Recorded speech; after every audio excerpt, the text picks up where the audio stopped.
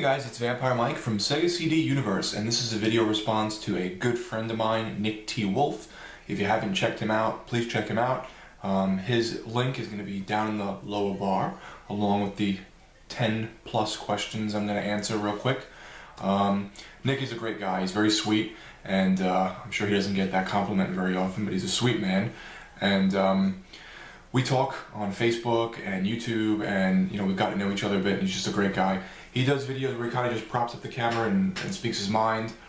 He sometimes, I believe, does film maybe like the game screen or whatnot, so he does tend to generate or towards gaming, but not generate, what's the word I'm looking for? You know what I mean. He tends to point towards gaming mostly, but anyway, check him out. Here are his 10 questions I will be answering. What is your favorite drink?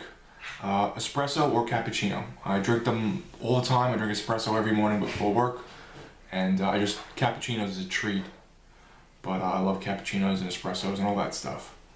Number 2, what movie do you feel is underappreciated?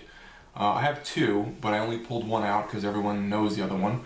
The first one is Johnny Mnemonic, which I've mentioned numerous times. This is like a cover from a rental video store a friend gave me. I used to work at one, I guess. And just interesting Keanu Reeves movie. It's cheesy, it's fun. Every few months I throw it on. Interesting technology that has now been way surpassed somewhat, but he also has a hard drive in his brain. He's able to store data and then transfer it for money. So and he overloads himself by putting too much data in there. That's the whole story. And then this group is chasing him because the data is like secret data. So it's really good. It's a short story by William Gibson that was turned into a movie. And the short story is better. It's more serious, more interesting. But the Japanese version of this, called JM, is better because it's more fleshed out.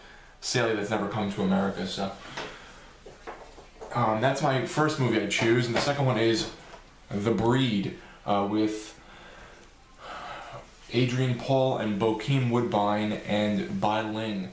This is a weird movie. It's an alternate history where vampires are sort of like, they make lots of references to the Holocaust, sort of like the vampires were the Jews of the Holocaust, and people want to take them out and people hate them, and they kind of live in their own nooks and crannies of the world in society, but people don't like them. Not that the Jews are like that now, I'm not making that reference at all, but he's a detective, Bokeem Woodbine, trying to find out the vampire who killed his partner, and he gets partnered up with Adrian Paul, who happens to be a vampire, because they feel like, how can you chase a vampire if you're not a vampire type of thing.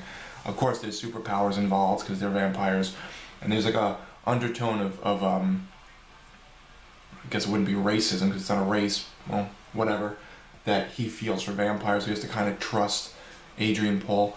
It's cheesy. I picked it up at like a Big Lots or something for like $2-3, and I just really like it. I think it's an interesting movie. It's an interesting concept. I think had they had a bigger budget, it would have been, a great movie. But I think it's great. It's just, you can tell it's kind of like they cut corners. Favorite album? Question 3. One of my favorite bands of all time. I didn't bring the CDs because they're in another room, but I brought the DVD to show you. Hypocrisy. Hypocrisy is a band by the gentleman in the middle, Peter Tagrin, and he does not put out bad music. I've come to terms. He has this band, which is his like main band. He has a side project called Pain, which isn't as heavy, but it's more it's still heavy and it's still dark, but it's more like techno-y or there's a lot more beats to it, where this is just pure metal. He's in another band called is it The Abyss? Then he did a song for this an album for this band called Bloodbath. I mean, anything he puts out is just gold, and he does a lot of producing and stuff like that for other bands like Dimmu Borgir and all these other metal bands from Norway or Sweden or wherever the hell he's from. Amazing man. And any one of their albums, Hypocrisy or Pain, excellent. Let's see here. Question 4, what is your favorite guilty pleasure game? I was going to take the box out, but it's actually stored away upstairs, a different part of the house. It's Wirehead on the Sega CD. Wirehead is a almost like a choose your own adventure while you're playing. It prompts you on it's FMV, and it stars the guy from the Hogans, the neighbor from the Hogans with the glasses, and he's also in those, I think, Stride commercials where the goat was hitting people in the stomach to make them spit their gum out. I can't think of his real name. Oh, Steve Whitworth, whatever. That's his real name. I can't think of his last name. So it's an FMV game, and you're running around trying to escape these people that are trying to rip open your head and take this technology. I guess Johnny Mnemonic's kind of similar in that way, and it prompts you really quickly in your time, like a couple seconds, to push which way you want to go or what you want to do. And if you choose wrong, you get caught, and then you have a couple more tries to do it. But it was just a fun game. It's really cheesy. It's kind of like playing a B movie. So Wirehead on the Sega CD is excellent. Number 5, what is your dream job? A chiropractor. I realized in the past few years from going to my chiropractor that he helps me a great deal. You work with what is there. You just try to kind of get everything back in alignment and back in order the way it should be. And I tend to not get nearly as sick. My body feels better, my neck feels better, I don't get headaches. It helps my wife a lot who gets migraines and stuff. So I would be a chiropractor. Sadly, I don't have the time to go back to school and do that, nor can I just give up my benefits at my job and just kind of get up and leave. So it's never going to happen, but if I, for some reason, were to come across a lot of money tomorrow and not have to work, I would become a chiropractor. You know, I'd go to school, obviously, not just become one magically. Number 6, what is your favorite book? I'm going to name a few. They all have similar themes, or at least they feel kind of similar. The Alchemist by Herman Hesse. Paulo Coelho. Siddhartha by Herman Hesse. Catcher in the Rye by... Babe, who wrote Catcher in the Rye? J.D. Salinger. And that's not as much similar. And Illusions, The Adventures of a Reluctant Messiah by Richard... Is it Bach or Bachman? I think it's Bach. And each of those books, besides Catcher in the Rye, just have to do with kind of finding yourself, putting things in perspective in life, and it just, as a young adult or even an adult, when I read them, they really made me change my outlook on things. Catcher in the Rye just likes it's a kind of lonely book. I found it to be very interesting in school when I read it. So those are my favorite books. Number 7. What would you want to be, past or present? Nick had mentioned he'd like to be a pirate, like he'd like to go in the past and become a pirate.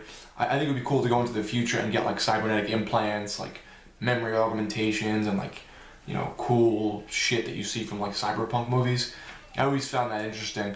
I also think it would be cool on the other end of the stick to go back to simpler times when like there were no phones or, you know, no cell phones, and everything was kind of just more simple. Back in the, I don't know, 20s and 30s, I guess, or 40s. Not during the Great Depression, though. That's a given. Number 8. If money was no issue, where would you travel? I'd like to go to Italy because my ancestors are from there. I hear the food is excellent and the environment's beautiful. Japan always seems interesting because I love sushi and I like some of their culture and their games and stuff. Australia, for some reason, has always been up there for me. I always thought it looked cool. I'm a big Chopper Reed fan, a big Anthony LaPaglia fan, and the few people I talk to on YouTube, like Siga of My House, is from Australia, and it just seems really cool. I'd like to check out Australia. Favorite game character we'd like to be? Now, this is number 9. I don't think Nick meant a specific character. I think he meant like a class of people. I thought the samurais in Way of the Samurai were kind of cool. I think that would be an interesting era to live in with, you know, have those like abilities and be able to fight like that. So probably like Way of the Samurai. He picked a couple characters from the Disgaea series, like Prinny and all that. So he just means like a class of people or class of monster, I guess. Prinny, what is he, a penguin? Number 10. If you could be any character from history, real or fake, what would you be? I would be a vampire, hands down. I'm not a fan of the sun. I'm not a fan of going out during the day. I think it would be cool to massacre people that are bad people. And I just find them interesting. Not these new Twilight vampires, more like the old, Nosferatu, Lost Boys, The Breed, stuff like that.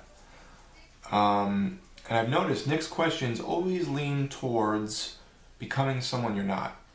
Nick, I think that's a psychological thing, buddy. I think you, and I mean this with no offense, because I love you. I think you have to reach for the stars a bit more. Strive for some more things you want to do, or I know you have some medical issues going on right now. Maybe try and hopefully get those in check, which you've been trying to do, I know, and do some things you want to do. That way you don't feel that way. And finally, he asked a bonus question, number 11, and he said if he gets, I think, 6 people to answer this with a video response, he'll answer it himself. So, what YouTuber would you like to meet?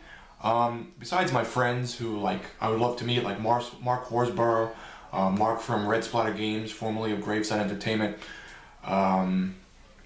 Jared from Project COE, Patamis from Patamis, Grub Gun, Sega of My House, all the guys I do the podcast with, like Israel Pacheco and Keithy Huntington and Lewis Clark from Sega Driven, and Cody Mullins from the Sega Saturn Guy channel. If I had to pick someone I didn't really know, I would pick Johnny Millennium. Johnny Millennium is a happy console gamer, and he just seems really down to earth, but fun, and I really love his way of reviewing and talking about games. He seems to have such a love and nostalgia for it that when you watch him, it brings me back to my childhood, as weird as that sounds. Not because I've played some of the games he's played, but if you listen to him speak about stuff like Robotech, and I think he said Phantasy Star Series when he was a kid, the way he speaks about it makes me think of how I felt as a kid with certain games and movies and cartoons, and he just he does it for me. He's just a great YouTuber, and he's always on a positive vibe usually, so I really appreciate that as well. So there's my answers to his 10+1 bonus questions. Thank you, NickTWolf. You are a gentleman and a scholar. Check him out, guys, and if you'd like to answer them, please do. Thanks, guys, for watching. It's Vampire Mike from Sega CD Universe, and I'm most likely having a snow day today because my boss told me to hang loose and wait to see what happens. So hopefully you guys are safe in this shitty weather if you are experiencing it. Be good.